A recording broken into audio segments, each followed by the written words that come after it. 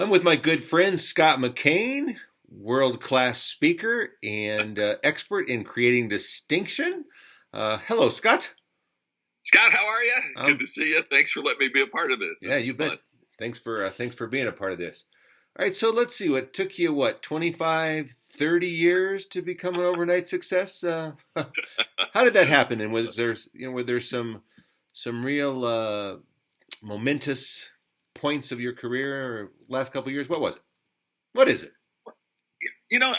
Scott, I think part of what happened is that, and I wish I could say this was planned with a great degree of precision, but it wasn't.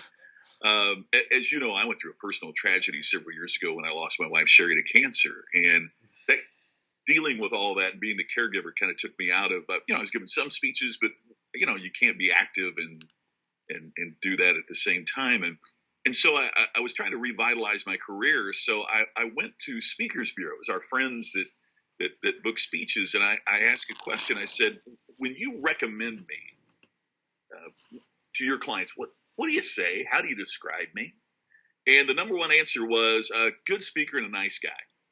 Well, I want to be a good speaker, and I choose to be a nice guy, but I can't imagine the vice president of Ford saying, for this year's meeting, what we really need is a nice guy. I mean, they want content. They want to be known for something. They want this specific message. So I thought, well, what can I do to make my business more distinctive? And I started researching that. What did distinctive professionals and distinctive organizations do to separate themselves from competition in the marketplace? And even though I think there's a lot of collegiality in the speaking business, we don't tend to think of ourselves as competitors like Ford does with General Motors. The meeting planners have to choose who they're going to select. And so I started researching that. And along through that process, I realized there's a lot of companies that would like to know that. There's a lot of professionals that would like to know what I found out. So that search for what did it take to stand out led me to write a book called Create Distinction. And that really turned things around for me because then I became known for something. You said the introduction. Here's the guy that knows about distinction. I mean, that became the critical aspect is, the speech I'm giving tomorrow. There's going to be 2,000 financial advisors in the audience. What do they want to know? Why would someone choose you instead of your competition? So right. I think the key to success was the combination of having done it so long as you have, where we have the stage time that we know our craft and we've worked on it with that other aspect of there's a message that you're known for. Sure. When we started in this business, we didn't have the internet, and so you didn't hear a lot about branding. But now, right. You have to be known really for something, right? And so you have to have that online presence, and it's got to be congruent all the way through. That's a great point because the first thing I discovered there were 4 basic cornerstones to creating distinction, but the first one, far and away, if you don't have the first one, the rest really don't matter, and that's clarity, because clarity defines what you are, but it also, and here's the hard part, it also defines what you are not, and that's where speakers and businesses have such a difficult time. It means that there's sometimes you say no to business, or that isn't what I do. Right. And you and I both know in the old days when we started, it was like, what do you want me to talk about? All right, I'll be there. But, stress management. Yeah, it's stressing me out to come up with that speech. So I'll figure it out by the time I get there. Right. I mean, just send me somewhere and I'll go. And that just doesn't work today. Right. And it doesn't work to create distinction. You can't differentiate a generic. So you have to find a way to stand out. All right. Are you a goal setter? Do you have a number that you need to make every year? And how important is that to this business and in making your money? That's a great question. We do budgetary projections. We try to run it more like a business. But before, it was just kind of a well-paid hobby, unfortunately for me, right? I mean, you book speeches because you were a decent enough speaker that people keep asking you back.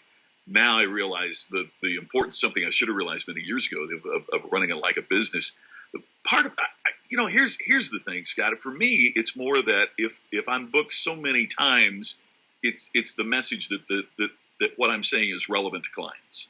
If I'm not getting booked, either A, my message isn't what clients need and want to hear, or second, I'm not good enough on the platform. Because every speech, the speech I talked about I'm giving tomorrow, it grew because there were 2 folks And an audience that heard me went back to their association and said, man, we got to get this guy.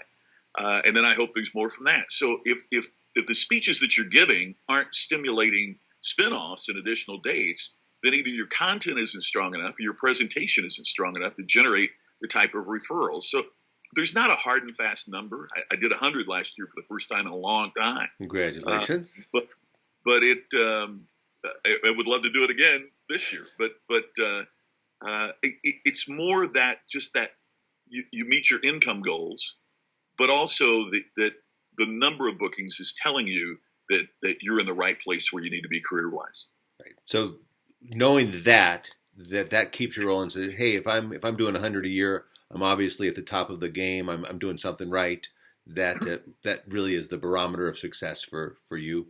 And yeah, I don't know 100's a number, because if I did 90 this year, I wouldn't think, oh my gosh, my message is 10% devalued.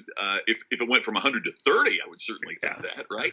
Yeah. But it's a number where you meet your income goals, because the other thing that happens sometimes is, for example, one of our clients is bringing me back in for fewer dates, but full day programs. Yeah, so it's a little different mix. So the number of dates is lower, but the income from the project is higher.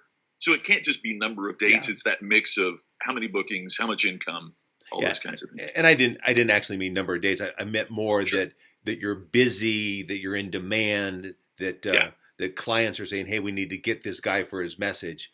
So it's more knowing that what you're doing is creating demand. Yeah, exactly. And the other thing is that I also want to be, and this is just a personal thing with me, but I also want to be booked by younger meeting professionals and get referrals from younger speakers. Yeah. Female meeting planners, younger, like I like, or is it a different thing altogether? I am not gender specific. Okay, sorry. Only professional. Only professional. Sorry. But, yeah, it's too good. But I mean, that's the thing. It is that that also tells me that there's relevance in the message. Yeah. I don't want to be that guy that they're like, yeah, I remember when Scott McKain was good. You should have heard him years ago, right? I want, if younger meeting professionals and are booking me and younger speakers are recommending me, relevant to today's market. For me, that's a goal. That's a real goal. Yeah, cool. All right. What about the why? How important is it to have the why, that you need to make a certain amount of money a year to support the lifestyle that we've become accustomed to? Whatever that lifestyle is.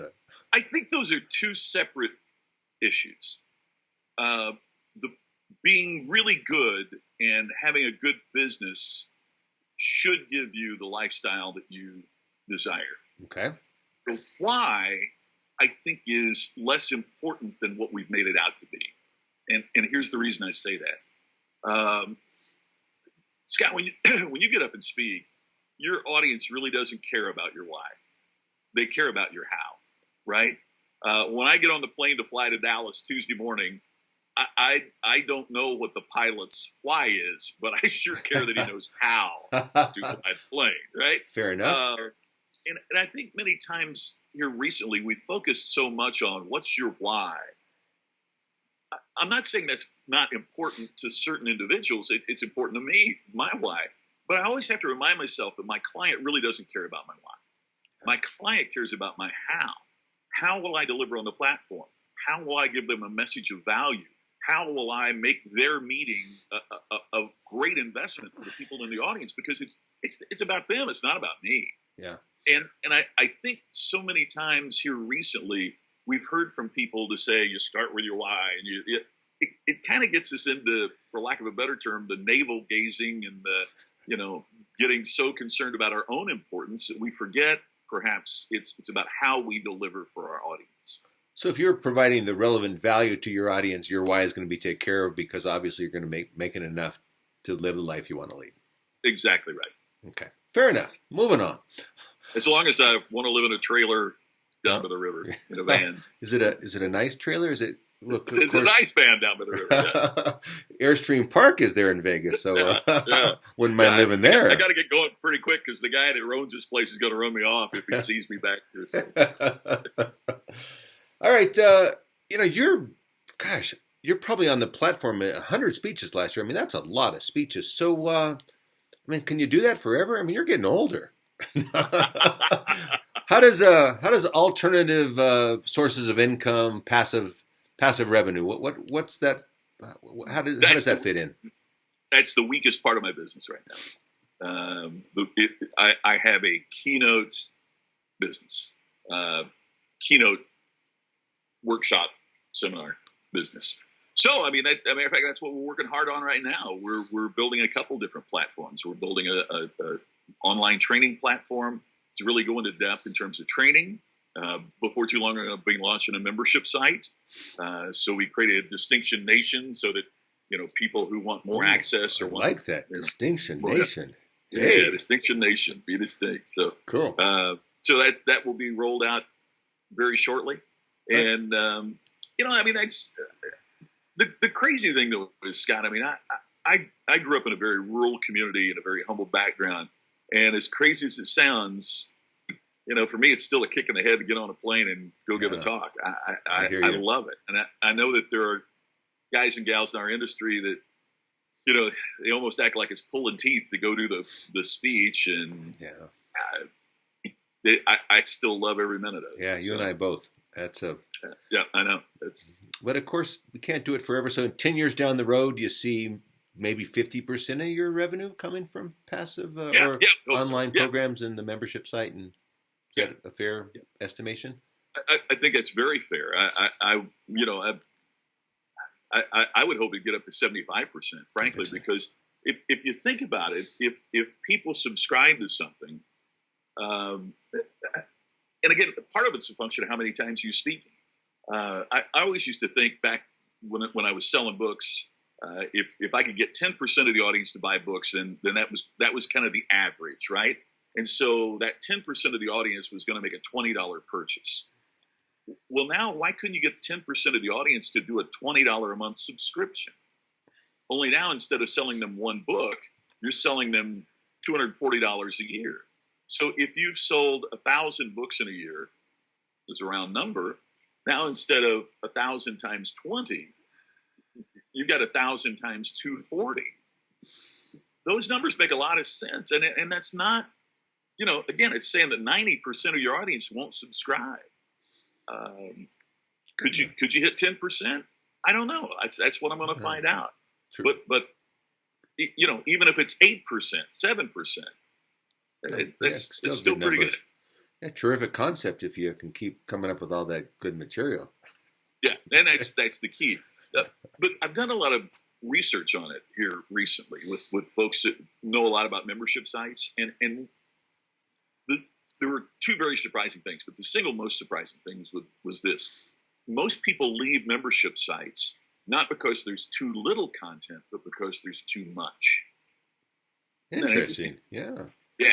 In other words, they get on the membership site and they see, and you're all, and I would be this way. I'm trying to generate so much stuff to prove the value, but from the member's perspective, it's like, oh man, I'll never get all that done. I might as well just quit because I know I won't do all of that. Yeah. Where you give it, give bite-sized pieces, step by step by step by step, and provide a forum where people can ask you questions personally. So we'll see how it goes. I don't mean to sound like the expert before I've even launched my site. But I've done a lot of research on it. But hey, I got to tell you real quick. The second thing is make it super easy for people to cancel.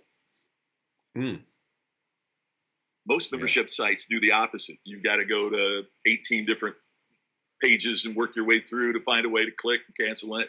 Make it super easy to cancel, because two things happen. Number one is people will go, well, if it's that easy to cancel, I'll hang in there for another month or two. Yeah. And then they don't. Or a lot of times people have a very good reason to cancel. They're going to Singapore for a month. Well, I won't use it this month. So I'll just cancel it and I'll join back in a couple months later. If it's really easy to cancel, you dramatically improve the opportunity for people to rejoin. Nice. Right? If you made it hard to cancel, they don't come back. Made it easy to cancel, then it's easy for them to come back into. And then continue to provide relevant value, and hopefully you'll keep them around for a while. So absolutely. Okay, great. So, thanks. Hey, you and I, gosh, it's hard to believe we've been friends for over 30 years now, and Yeah, we met when we were 12. Yeah, in camp, at band camp, I think it was. Yeah, exactly. And there was one time. We can't talk about that. All right. But it's interesting. When the market got slow, I started doing a little bit of promoting myself in Asia, promoting others, and you were our second. We did the Scott McKain tour, and that's really when I've always liked you, but you were just the consummate professional, so easy to work with. You just couldn't just did so many wonderful things, or so easy to work with. Nicest guy. So how do you fake being a nice guy, and how does that work in creating long-term success? My motto has been be sincere, whether you mean it or not. Love it. My folks ran a little grocery store, and my dad was one of those people who was just so generous and kind and helped customers and was beloved in the community. I mean, Scott, I could get elected president of the United States, and back home they go, "Oh man, that's Dallas's boy." I still go back home, and it's a certain group of people. I'm still Dallas's boy because he was beloved by the community, and it taught me. My dad was also a musician on the weekends, and he would take the time to talk to everybody that came to the show, and everything that it would take to make the people who came to be in the audience feel really good that they were there. And I didn't have to be too old to notice. Guess what? They came back every show. They came back all the time. The big supermarket in our community closed because they couldn't get enough business because everybody was coming to our little local grocery store. Nice. I learned from that. And so, I mean, I think being nice and doing your job is a choice. And when people aren't that way, to me, it's just that they've made the choice that they view their position as more important and more deserving of attention than someone else. And I just always felt, because of how I grew up, I just always felt that, the one part that does bother me, though, Scott, sometimes is when people perceive niceness as weakness. And that's an area that's challenging sometimes, is that, when people think because you're nice, they can try to take advantage of you. And that's the one, that's the one thing that's kind of interesting to me about the psychology of that, is because just because you've chosen to be nice doesn't mean you're also going to choose to be weak. Yeah. But if there is a reason that your career and my career have had such longevity, yet we've seen others come and go in this business, I would think it's not just because of how we do our speech, but also how we build personal relationships that stand the test of time. Yeah, good point. And I think those that may perceive niceness as a weakness, then we have to know our boundaries, and when we feel taken advantage of, then I've never seen that side of Scott McKain before.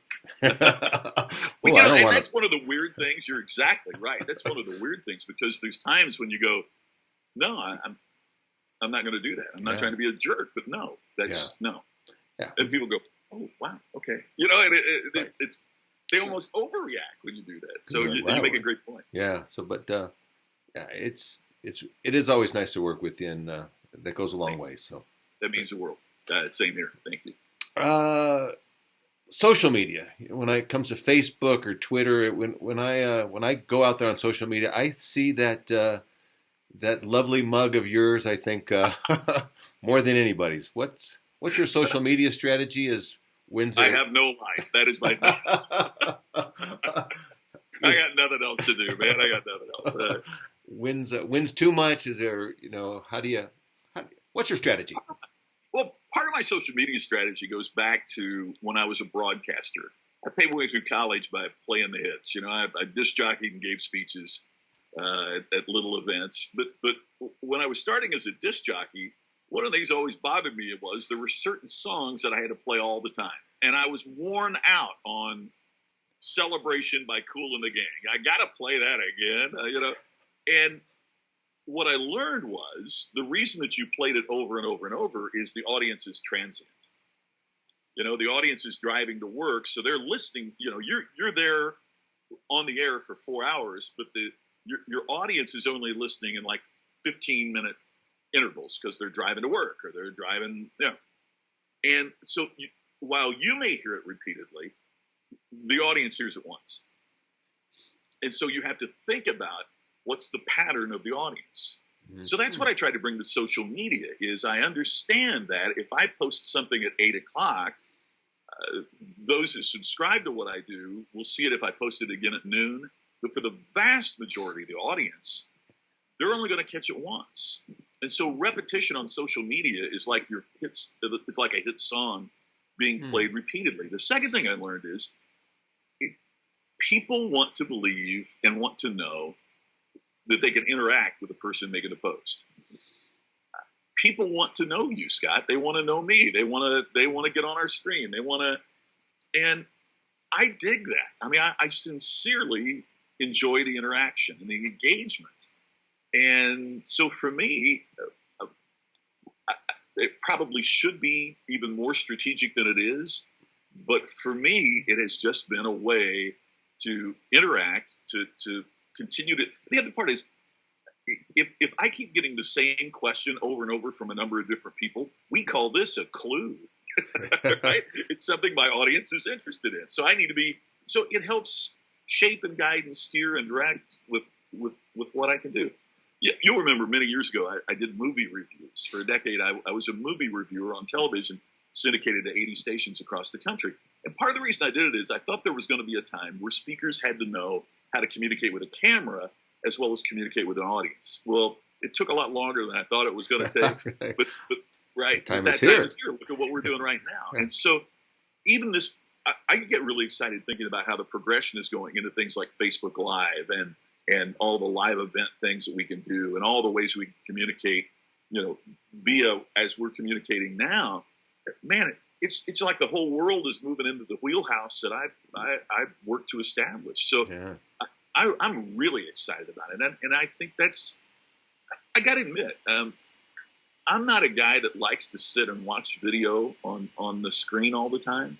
Like on CNN site, when the video pops up, I can't hit cancel, get rid of it quickly enough. I want to read what's there. But you know what? All the research shows I am rapidly becoming the minority. The people want to see the video. And so our ability to produce video, our ability to edit and to shoot and to make it look great and all that, man, we've never had so many tools to be able to communicate our messages ever. And it's really exciting. So Facebook Live is new, and I see that you're using it. How can those listening to this use it more effectively to build success? That's part of what I'm trying to learn right now. And frankly, Scott, I've read a lot about it. I'm trying to see, for my message, what works best. One of the things we've just started is we call it the Sunday sit down at 8 o'clock Eastern, 5 o'clock Pacific in the United States. That's today. That'd be today. Hey, every Sunday. I go on Facebook Live, and it's only about 15 minutes, but I do, a message. So here's what I want you to think about in the coming week. Here's one of the things that you can do to create distinction in the coming week. Answer questions. And I mean, in all candor, part of the reason I'm doing that now is to create momentum for when we launch the membership site. If you like this and you like more of this, I do an hour every month on the membership site. So great. But again, if I could provide value to people so that in 15 minutes on Facebook Live, they think, wow, if I could do an hour a month and have it be a smaller group and really get these messages and learn this and what he said was good, why wouldn't you spend $20 a month to get that? So I think the more that you can help other people and the bigger you can get the funnel at the top, the more that, we always said if you buy books, you'll book speeches. If we could get people to buy our book, we could get them to book our speech. Well, I'm wanting to see if we can get them to watch a Facebook Live thing every week. If we could get them to interact with us on social media, would they buy into a membership? We'll see. So it's part of the funnel process. You get them in, and then hopefully you'll sell them something. Now, you obviously have, with all that you do and this new Sunday sit down, all this content. How do you repurpose some of that content so that you don't constantly need to come up with new material. It's nice to stay fresh, but here's the easiest way to do it, Scott, and that is go back over your old content and find the critical points that you made. I just re-released my first business book was All Business is Show Business. I remember 15 years ago, and we're doing kind of a soft launch now because the book is on Amazon, but the ebook and the audio book are still going through the process, so they're not out yet. But we're calling it All Business is Still Show Business, and it's a 15-year anniversary edition. And it 15 years ago, people went, all this show, what do you mean by that? Now you got a reality television show host as the president of the United States. You've got one of the biggest producers in Hollywood as the Secretary of the Treasury. I mean, it's just amazing how all this is fast forwarded more than any of us could have predicted, right? So it's even more so. Yeah. But to answer your question, one of the things I learned from that is, okay, there's some specific principles that I wrote about in that book. Take those principles and then just look at today's Wall Street Journal. Look at today's New York Times. And you'll be able to find a business story or a personal story or something in there. And then you take this principle that you've had, you combine it with that current event, and now you have what seems to be new content. So it's taking the principles that you believe in that you've established and then applying them through the prism of what's happened to you personally or what's in the newspaper or what's hot. And therefore, it's reinforcing what you're trying to teach your audience without sounding like you're just going through the same old stuff over and over and over again. But you're also providing them relevant and specific and current examples that helps make your point. And I think by the current examples then make you cutting edge and like, oh, wow, he's always on top of what's going on. And so they can turn to you for that current content and relevant value. Yeah. Great. Exactly. Well, one quick example, I'm talking about the importance of values, that clarity thing. You got to know who and what you are. Well, there's been a big announcement. The group I'm speaking to tomorrow is financial advisors. Well, there's been a big announcement that this rule change that was supposed to go into effect in April now is being delayed by the Trump administration.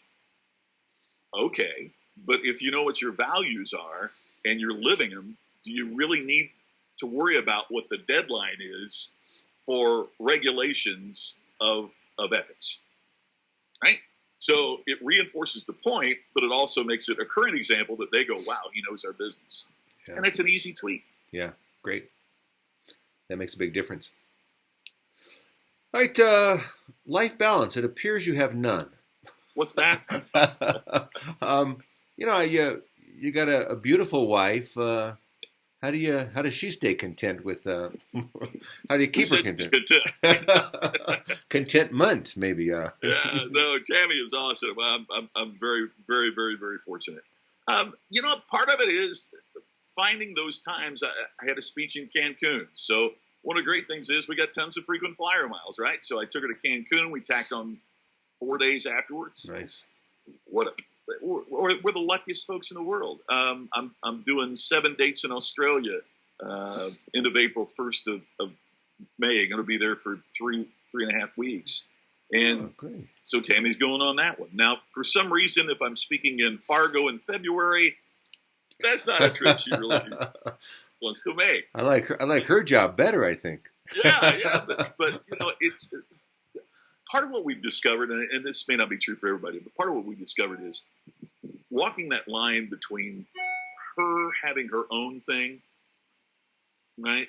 She has to have something that's hers, not just be Scott McKain's wife, right? And so in me caring as much about what's important to her as I expect her to care about what's going on with me. Great. And all of we speakers face this problem, right? Yeah. You go and people give you a standing ovation and they say your ideas are so fantastic and revolutionary and you've really helped my business. Then you get home and it's, hey, take out the trash, kid. And having a sense of humor and a humility about that, man, it goes a long way. Great. Good advice. You've, I met you in NSA over 30 years ago. You've, been on the board. You've done so many things. You continue. I'm amazed at how you chime in on CSP Link and the NSA Facebook page. You too. Yeah, thank you.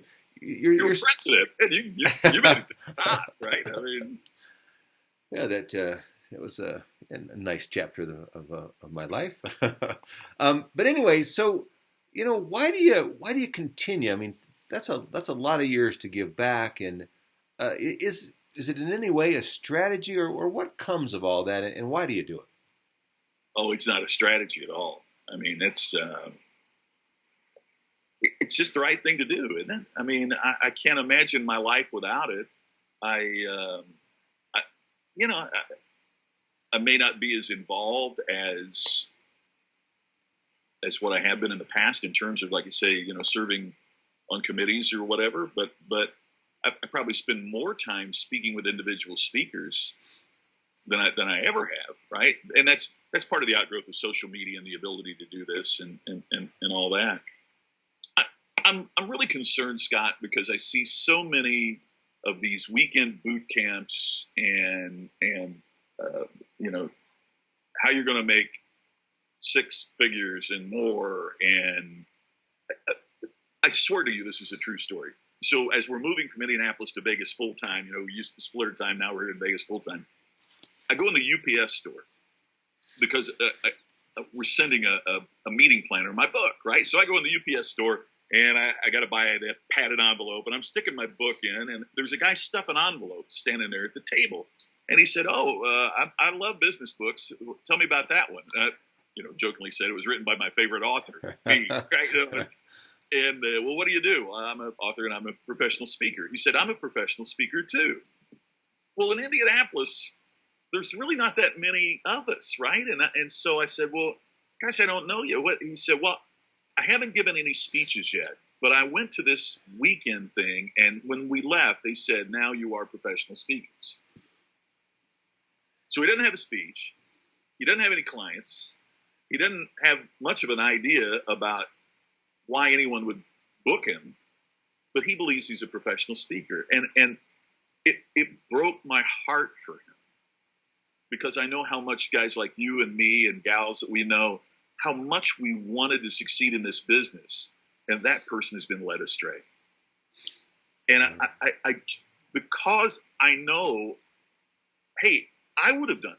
I would have paid that money. I would have gone to, and it's amazing to me. It's not that I think I know everything about the business by a long shot, but if you're making 7 figures a year in the speaking business, I would have heard of you. Right? Yeah. And I see these things from speakers I've never heard of. And they say that they've spoken for these companies that I've spoken for. And I've even said to meeting planners, I said, who is this? I have no idea. Well, how does he say that he's spoken for? I have no idea. So I guess I just feel, I feel so fortunate that folks like you and I had NSA, and folks like you and I had mentors with integrity, that I just refuse to, pour a bourbon and sit on the couch and say, yeah, I've been in long enough. I just feel so passionate about that those of us who were so fortunate to have great mentors should not leave the new folks in the business adrift when there's so many more things competing too. I mean, I want to make sure I say this. There are some programs, Patricia Fripp's Lady and the Champs, Keynote Camp with Sharon Brock and Chester. There are programs of high integrity that are absolutely amazing. And you know how you can tell that? First of all, they're people with credentials.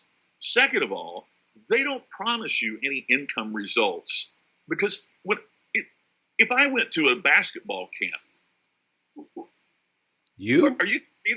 I'm not going to make $1 million playing basketball. I mean, it ain't going to happen. I mean, that ship has sailed. They don't pick 5 feet 10-inch guys with a 1-inch vertical leap. Okay, it's not going to happen. White guys can't jump. There you go, right? Right. And so the thing is, but there's something about speaking that people think, oh, if I just go do this, I can. If I just go do that, and it breaks my heart because I understand the passion and how much people want to be able to do this. And then somebody's offering a quick fix, and they give them thousands of dollars, and then they end up adrift. And for many of them, then that person comes back and says, well, you need the accelerated program, right?